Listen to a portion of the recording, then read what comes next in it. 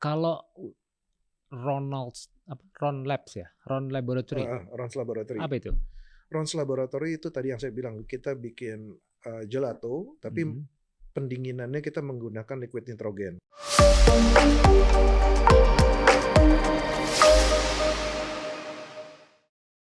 Halo teman rasa, jumpa kembali dengan saya Cak Tom. Inilah Aku Rasa, Akar Kuliner Nusantara. Dunia kuliner kerap melakukan berbagai inovasi untuk menarik minat dari konsumen. Salah satunya misalkan seperti hidangan, masakan yang mengeluarkan asap gitu ya. Teknik apa itu? Nah, apakah aman dikonsumsi atau membahayakan? Nah, kita akan bahas lebih lanjut bersama dengan ahlinya. Beliau adalah seorang pegiat molekuler gastronomi atau gastronomi molekular. Beliau adalah Mas Ronald Prasanto. Halo, Cak Tom. Terima kasih Mas Ronald atau Bang Ronald. Apa aja. Terima kasih sudah hadir jauh-jauh dari rumahnya di sana di daerah tetangga Jakarta Timur. Tetanggaan jadi warga Jakarta Timur dengan beliau ini. Terima kasih sekali lagi sudah hadir di studio Aku Rasa. Ya, sama-sama. Terima kasih udah mengundang juga. Sama-sama, terima kasih.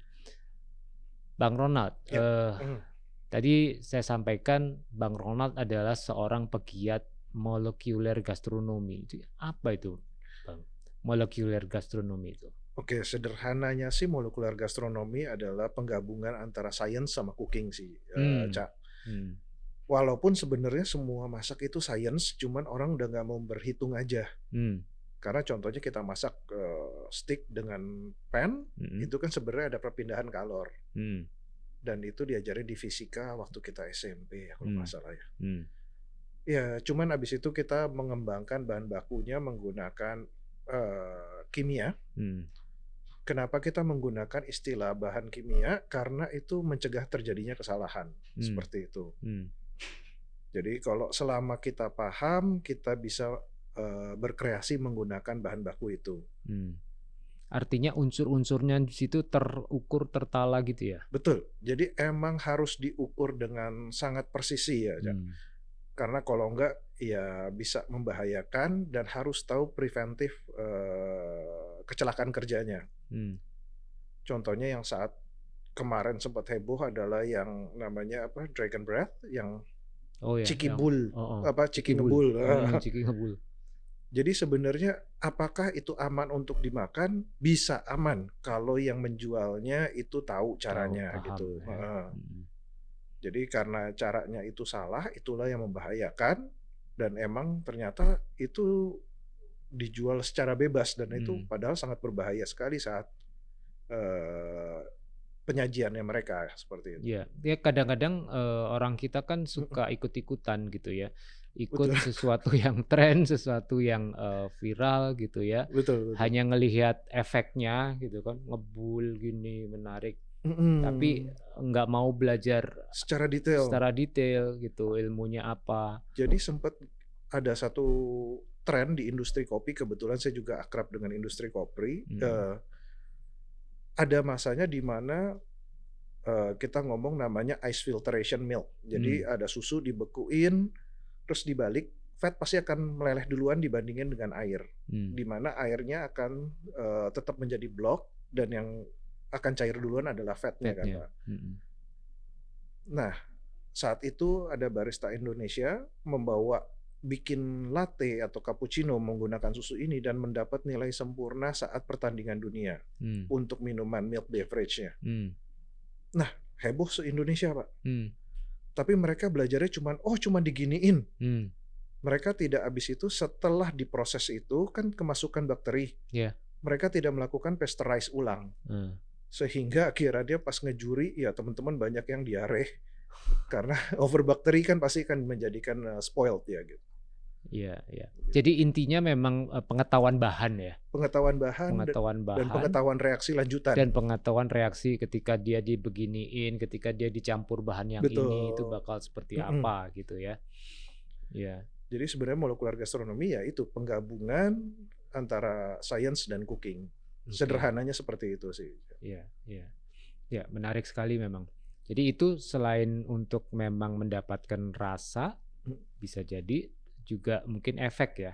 Efek berasap, Betul, efek atau bahkan bisa berubah bentuk, Cak. Di Indonesia ada satu restoran molekular gastronomi dan hanya satu yang beneran full molekular gastronomi, itu namanya Namas Dining. Namas. Saya lupa sekarang dia udah di mana. Tapi nama chefnya Adrian Ishak. Nah, itu dia bikin misalnya nasi rendang. Bentuknya kayak nasinya dibikin jadi kertas, terus rendangnya dibikin jadi pensil sama rautan, dan dimakan pensil dan kertasnya rasanya rendang gitu, nasi rendang. Oke, menarik sekali. Boleh diceritakan nih, Bang Ronald, sepanjang perjalanan karir Bang Ronald, kapan mulai mengibarkan bendera sebagai seorang biomolekular gastronomi ini? Saya deg-degan nih, Cak. Karena saya sendiri sebenarnya adalah dicemplungin sih sama teman, almarhum teman. Dia dulu punya blog Cikopi. Jadi kita sama-sama ngejuri pertandingan kopi. Sembari kita lagi di luar dan lagi ngerokok, dia ngomong, bosen ya Nal, signature-nya itu lagi. Semua barista rasanya sama. Saya dengan kepedean saya waktu itu adalah, kasih saya waktu 1 bulan, saya bikinin yang beda. Masuk mobil, parkiran, saya mikir, bikin apa ya? Barulah saya menggabungkan teknik dari kopi sendiri dengan dapur yang waktu itu molekular gastronomi saat itu masih baru gitu. Jadilah tahun berapa itu? Kalau nggak salah 2013 ya. Kalau nggak salah ya. Tapi nanti bisa dicek di Cikopi gitu. 2013. Itu awalnya. Awalnya pertama sekali saya mulai ngulik dengan molekular gastronomi ya gitu. Jadi waktu itu saya bikin kopi espresso. Dia bentuknya cair tapi luarnya agar. Jadi pas digigit dia baru pecah kayak kuning telur tapi rasanya kopi gitu. Ya, menarik. Nah, apa sudah suka dukanya dari 2013 hingga sekarang? Hampir 10 tahun. 10 tahun mah. Suka dukanya dulu nyari bahan baku susah. Kadang-kadang mesti keluar negeri untuk cari bahan baku. Sekarang online aja banyak kok. Banyak ya? Banyak. Dan sekarang banyak restoran-restoran yang menggunakan tekniknya, tapi mungkin bukan full molekular gastronomi restoran. Terutama untuk mempercantik ini ya. Mempercantik tampilan. Atau sebagai biasanya garnish ya. Gitu. Garnish. Oke. Nah kalau kemudian sebagai sebuah bisnis, apa sekarang yang disajikan oleh 2013 juga kalau nggak salah saya sempat bikin es krim pakai liquid nitrogen namanya Rons Laboratory. Cuman abis itu saya fokus ke menjadi konsultan untuk F&B.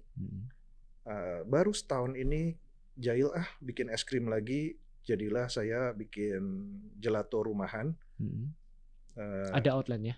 Atau di garasi rumah saya, Cak Tom kalau mau mampir silahkan. Siap. Jadi silahkan, emang karena garasi saya tuh udah saya desain sebagai dapur, jadi udah hasap, standar hasap, udah ada gutternya, listriknya juga udah terpisah semuanya. Nah di situ saya bikin namanya Inori. Jadi gelato yang apa ya? Flavornya tergantung saya dapat bahan baku apa. Hari itu dapat bahan apa? Terinspirasi apa, hari itu yang dibikin seperti itu. Betul, kalau sudah habis, ya sudah habis, tunggu musim yang berikutnya. Sangat-sangat artisan. Ya, jadi jahil-jahilan aja sih tadi awalnya cuman pengen, karena anak-anak kan masih kecil, mama saya juga suka gelato, ya udahlah bikin aja, minimal saya tahu bahan baku yang dipakai, saya bisa kontrol sugarnya dan sebagainya gitu.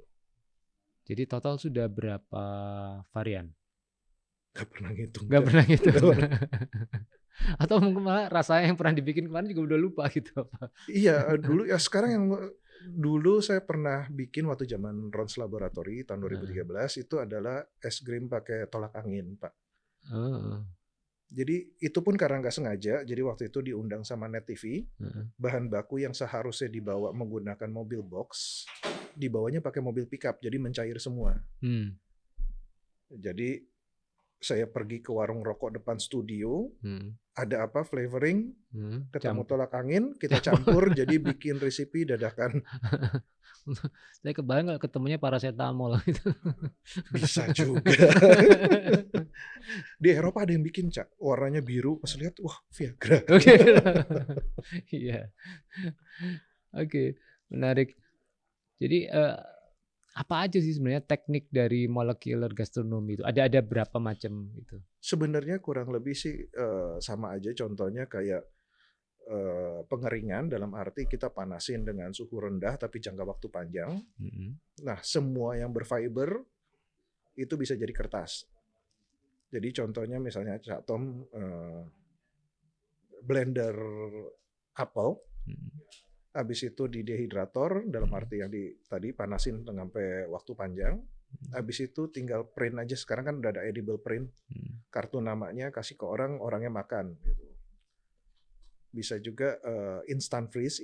Instant freeze tuh biasanya kita menggunakan liquid nitrogen. Habis juga ada pengageran. Agar-agar yang dikenal industri kan paling sekitar 6, 7, padahal ada 20-an. Dan masing-masing punya sifat yang berbeda gitu. Nah, ngomong-ngomong soal nitrogen nih, sekarang kan juga mulai banyak apa itu namanya coffee nitro apa gitu ya. Betul. Jadi sebenarnya aman nggak sih? Atau Jadi, kadar maksimum yang boleh dikonsum? Jadi gini, Indonesia kalau ngomong kadang-kadang setengah-setengah ya, Cak. Jadi contohnya kayak nitrogen, oh itu yang buat isi ban, itu produk yang berbeda. Jadi nitrogen sendiri ada N2L, itu yang tadi saya bilang untuk instant freeze. Ada N2O, N2O itu yang tadi coffee nitrogen, jadi nitro dioxide. Sama ada NO2, itu buat ban mobil, buat pendinginan mesin mobil, dan sebagainya. Nah itu semuanya 3 produk berbeda gitu. Tapi semua disebutnya nitro. Nah itu dia. Sama kayak orang bilang karbon, contohnya karbonnya sendiri apa sih? Wah sama nggak sih sama karbon monoksida? Karbon monoksida kan asap knalpot. CO. Sedangkan karbon sendiri dipakai buat filtering kolam ikan koi yang kalau ada logam sedikit itu bisa berbahaya buat ikannya gitu. Ya enggak, karena itu produk yang berbeda. Gitu. Cuman kita memang suka mensimplifikasi apa namanya hal-hal tadi itu ya. N2O dan NO2 tentu satu hal yang berbeda. Itu berbeda. Nah, bahkan yang kayak kita ngomong CO2 berbahaya enggak? Tergantung jumlahnya. Ya, kalau CO2 kita lagi ngobrol kan, ya namanya manusia pasti mengeluarkan CO2. Tapi kalau kita satu ruangan, kita misalnya lagi di mobil bawa dry ice itu kan CO2 padat. Terus kita nggak buka kaca sama sekali, ya kita akan berbahaya karena kita kehabisan oksigen, bukan karena keracunan CO2-nya gitu. Jadi sebenarnya molecular gastronomy itu food processing ya. Sebenarnya proses untuk memasak dengan sains saja. Iya, bagaimana mengolah bahan-bahan gitu ya dengan pengetahuan-pengetahuan yang lebih spesifik lah. Betul. Gitu ya, nggak asal udah masak dicemplungin, dipanaskan itu aja tentu variannya banyak kan? Iya. Dengan suhu yang tertentu, dengan tekanan, dengan gitu kan? Ya sebenarnya sih kita diajarin waktu sekolah, cuman di sekolah guru kita tidak tahu saat prakteknya seperti apa, sehingga cuman dikasih rumus. Ya, coba yang ngajar MacGyver gitu ya. Iya. Atau mungkin kayak pengenalan perpindahan kalor tuh cara paling gampangnya tuh memasak sih. Jadi misalnya kita masak panci kasih daging, kita masak steak, kan panasnya satu arah, cuma dari panci itu ke arah atas. Jadi kita taruh tangan kita tidak akan panas gitu. Karena perpindahan panasnya hanya konduksi. Tapi kalau misalnya kita bikin contohnya lava cake, yang kalau dipotong isinya coklat luar itu oven convection itu panasnya dari luar ke dalam. Jadi dia matangnya pelan-pelan ke tengah. Jadi untuk yang lagi hamil tidak disarankan pesan lava cake. Karena itu sebenarnya adalah adonan kue yang belum matang. gitu. Karena kan pasti menggunakan telur. Ya, Telur di Indonesia tuh bukan pasteurized egg kayak di Jepang, ya, jadi jadi tidak bakterinya ya itu aja. takut salmonella gitu. Ya, Habis itu cara yang berikutnya adalah radiasi microwave gitu. Jadi dia matangnya dari tengah keluar. hmm, Dulu waktu kecil saya pernah masukin permen coklat itu loh, permen yang warna-warni. hmm, Saya masukin microwave, pas saya gigit ya meledak di mulut sariawan semua. panas, Oh, oh. pecah. Ya belajar dengan cara yang sakit, Ya, tapi di situ saya belajar, oh luarnya nggak panas tapi dalamnya ternyata udah ada pressure gitu. ya, ya, menarik. Jadi memang apa namanya, pengetahuan bahan itu menjadi satu hal yang penting gitu ya. Betul. Apalagi kalau di Indonesia kita bicara food safety, itu juga menurut saya menjadi sebuah pengetahuan dasar yang penting. Betul. Untuk diketahui bagaimana cara apa tuh namanya, defrozen ya, Defrost. defrost makanan. Betul. Itu kan juga tadi kalau salah ini kemudian berpotensi untuk membiakkan bakteri Betul. dari makanan ya. Kadang kita suka dari lemari es segini di defrost, kemudian hanya dipotong sekian, dimasukin lagi, keluar lagi bolak-balik jepit. Iya, nah itu penting untuk menjadi perhatian kita. Bang Ronald, Ya. Ini menjadi menarik ketika kita bicara tentang makanan Indonesia, ya kan? Seringkali persepsinya itu begini, kalau makanan Indonesia itu ya udahlah apa adanya gitu, maksudnya tampilan nggak terlalu menjadi perhatian, yang penting enak gitu ya. Yang penting enak, banyak, ada nasinya atau dicampur-campur gitu kan. Nah, mungkin Bang Ronald punya tips nih, bagaimana dengan memanfaatkan pengetahuan ini kita buat makanan-makanan Indonesia menjadi lebih menarik tampilannya, tetapi tetap bisa aman dikonsumsi dan seterusnya. Sebenarnya masih banyak makanan Indonesia yang belum tereksplor ya, Cak. Menurut saya. Kebetulan 2019 saya ikut sebagai salah satu yang mempromosikan Indonesia di Frankfurt Book Fair sama London Book Fair. Nah di situ kita menyajikan makanan-makanan Indonesia, kopi-kopi Indonesia juga untuk. Kalau nggak salah waktu itu ada soto ya? Ada soto, ada nasi goreng, ada rendang. Yang padahal waktu itu bayangan kita semua yang orang dapur adalah apakah kita harus menyesuaikan selera kita dengan orang Western gitu, apa dengan orang Eropa. Nah di situ semua teman-teman sepakat, nggak usah kita kasih rasa asli kita seperti apa. Dan ternyata mereka bisa menerima. Jadi orang-orang bule yang di sana pun yang waktu itu kita takut sekali dengan spice-nya kita, ternyata sudah bisa menerima kok. Jadi tinggal gimana kita mempromosikan, memperkenalkan. Jadi sama seperti apa ya, kalau orang bilang Chinese food itu capcay, puyung hai dan sebagainya. Waktu saya ke Hangzhou itu nggak ada, Cak. Capcay puyung hai itu tidak ada. Bener nggak ada. Saya 15 hari di Hangzhou mau cari capcay, nggak ada. Nggak ada. Semuanya mala, chili oil, semuanya kan. Sama seperti kalau orang ke Indonesia, dia bilang, wah masakan Indonesia tuh pedes semua. Kamu kemana? Ke Bali. Ya iya, Bali emang pedes gitu. Tapi karena dia mengambil satu kota sebagai perwakilan makanan Indonesia, iya bayangan dia seperti itu. Sama seperti orang Indonesia, bayangannya masakan Chinese adalah ya capcay puyung hai. Padahal ya Cina besar. Ya, luas banget ya. Masakan Yunan beda sama Kanton.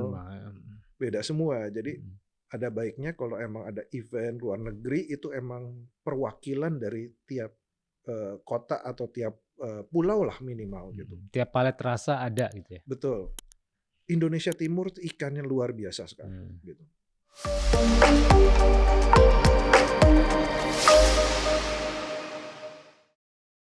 Saya kemarin dari Solo ke Surabaya makan burung dara. Burung dara pahlawan. Burung dara Depot Pahlawan. Iya. Saya jadi pengen pulang. Ternyata cek bongkoknya sudah nggak ada, sudah Oh, digantikan. heeh heeh. Terus saya sembari kecewa ngomong sama teman saya, Heeh. "Enakan kemarin kita makan di Semarang ya, Heeh. yang restoran ada restoran Chinese klasik. Heeh. Yuk besok." Wah, bener-bener jadi kita pindah 4 kota hanya Heeh. untuk nyari burung dara. Heeh.